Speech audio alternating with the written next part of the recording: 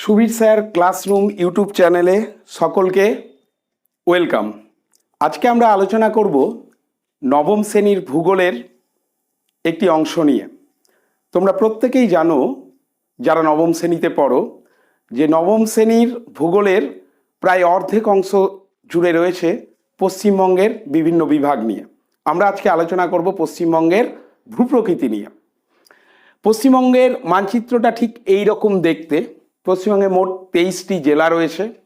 পশ্চিমবঙ্গের জেলাগুলিকে 5টি প্রশাসনিক কাজকর্মের সুবিধার জন্য প্রশাসনিক ভাগে ভাগ করা হয়েছে। পশ্চিমবঙ্গের অক্ষাংশগত দিক যদি উল্লেখ করি, তাহলে 21 ডিগ্রি 38 মিনিট নর্থ উত্তর অক্ষাংশ এবং 27 ডিগ্রি 10 মিনিট উত্তর অক্ষাংশের মধ্যে পশ্চিমবঙ্গ রয়েছে। আর দ্রাঘিমাগত দিক থেকে 89 ডিগ্রি 50 মিনিট পূর্ব দ্রাঘিমা এবং 85 ডিগ্রি 50 মিনিট পূর্ব দ্রাঘিমার মধ্যে রয়েছে। গোটা ভারতবর্ষটাই যেহেতু পৃথিবীর বিচারে উত্তর অক্ষাংশে এবং পূর্ব দ্রাঘিমায় রয়েছে, সেক্ষেত্রে অটোমেটিক্যালি পশ্চিমবঙ্গও উত্তর অক্ষাংশে এবং দ্রাঘিমাগত পূর্ব দ্রাঘিমায় রয়েছে। আমরা আলোচনা করব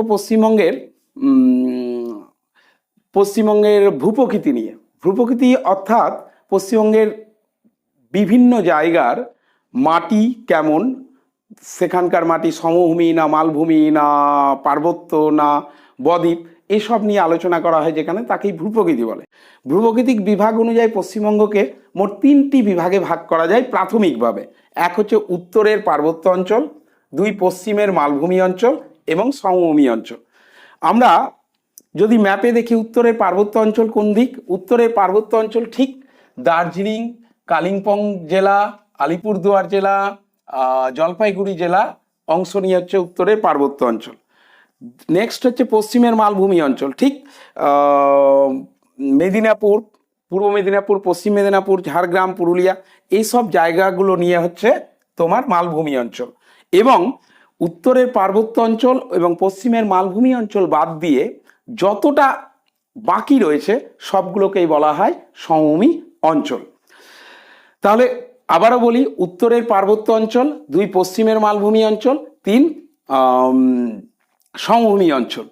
তাহলে উত্তরের পার্বত্য অঞ্চল একদম ওপরে দার্জিলিং, কালিম্পং, জলপাইগুড়ি, আলিপুরদুয়ার জেলার মধ্যে বিস্তৃত রয়েছে।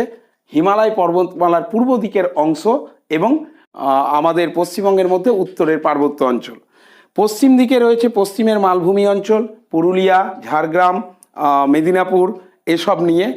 এটা হচ্ছে ভারতবর্ষের বিচারে উপদ্বীপীয় মালভূমির একটা অংশ হচ্ছে ছোটনাগপুর মালভূমি, এবং ছোটনাগপুর মালভূমিরই কিছু অংশ পশ্চিমবঙ্গে প্রবেশ করেছে, এবং এই দুটোকে বাদ দিয়ে যতগুলো রয়েছে ততগুলো সবটাই হচ্ছে সমভূমি অঞ্চল। এবার উত্তরের পার্বত্য অঞ্চলকে যদি দেখি, তাহলে দুটো অংশে ভাগ করা যায়। এখান দিয়ে বয়ে গেছে সিকিম থেকে শুরু করে আলিপুরদুয়ার হয়ে একটা নদী বয়ে গেছে, যার নাম তিস্তা নদী। তিস্তা নদীকে কেন্দ্র করে উত্তরের পার্বত্য অঞ্চলকে 2টি ভাগে ভাগ করা হয়েছে। এক তিস্তার পশ্চিম তীরের অংশ আর তিস্তার পূর্ব তীরের অংশ। তিস্তার পশ্চিম তীরে রয়েছে 2টো পর্বত শ্রেণী। একটা হচ্ছে সিঙ্গালীলা পর্বত শ্রেণী, যেটা নেপাল থেকে পশ্চিমবঙ্গকে বিচ্ছিন্ন করেছে। নেপাল আর পশ্চিমবঙ্গের বর্ডার বরাবর সিঙ্গালীলা পর্বত শ্রেণী রয়েছে, এবং হচ্ছে দার্জিলিং শৈলশিরা। সিঙ্গালীলা পর্বত শ্রেণীর 3টা পর্বত শৃঙ্গকে আমরা মনে রাখবো। 1 ফালুট, 2 সান্দাকফু, 3 টংলু। এদের মধ্যে সর্বোচ্চ শৃঙ্গ হচ্ছে সান্দাকফু। তাহলে সিঙ্গালীলা পর্বত শ্রেণী কি করেছে? নেপাল থেকে পশ্চিমবঙ্গকে বিচ্ছিন্ন করেছে। সিঙ্গালীলা পর্বত শ্রেণীর 3টা পর্বত শৃঙ্গ আমরা মনে রাখবো। 1 হচ্ছে ফালুট, 2 হচ্ছে সান্দাকফু, 3 হচ্ছে টংলু।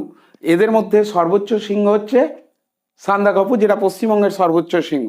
এবং তিস্তা নদীর পূর্ব তীরে রয়েছে দূরবীনধারা পর্বত শ্রেণী। এই দূরবীনধারা পর্বত শ্রেণীর সর্বোচ্চ শৃঙ্গ হচ্ছে ঋষিলা। এছাড়াও পশ্চিমবঙ্গের মালভূমি অঞ্চল রয়েছে, আবার সমভূমি অঞ্চল রয়েছে। সমভূমি অঞ্চলকে কয়েকটা শ্রেণীতে ভাগ করা যায়। সমভূমি অঞ্চল একটা হচ্ছে উত্তরের পার্বত্য অঞ্চলের পরের যে অংশটা, পরের পাহাড়ের অঞ্চলের পরের যে অংশটা, সেটা হচ্ছে উত্তরের সমভূমি অঞ্চল। পশ্চিমের মালভূমি অঞ্চলের পাশের যে অংশটা সেটা হচ্ছে রাঢ় সমভূমি অঞ্চল, এবং বঙ্গোপসাগর বরাবর যে অঞ্চলটা সেটা হচ্ছে উপকূলীয় সমভূমি অঞ্চল।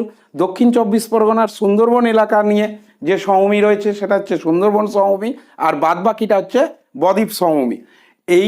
এই সমভূমি নিয়ে এবং মালভূমি নিয়ে আমরা পরবর্তী ভিডিওতে বিস্তারিত আলোচনা করব। ধন্যবাদ।